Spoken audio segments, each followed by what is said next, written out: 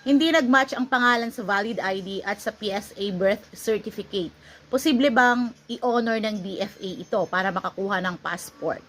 Okay mga Mars, simplihan lang natin ha. Ito kasi, ganito kasi yan.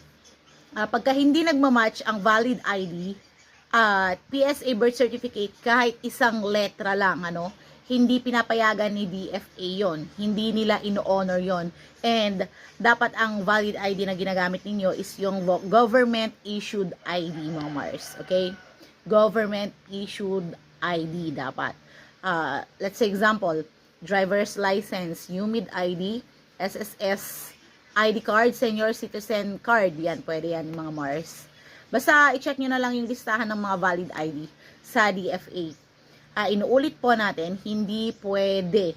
Kahit isang letra lang mga Mars, hindi siya pwede. Kailangan mag-match ang PSA birth certificate at ang valid ID na ipe-present po ninyo sa DFA. Okay? I hope na makatulong tong information na to kasi marami pa ring nagtatanong sa atin. Okay? Maraming salamat and see you on my next video. Bye!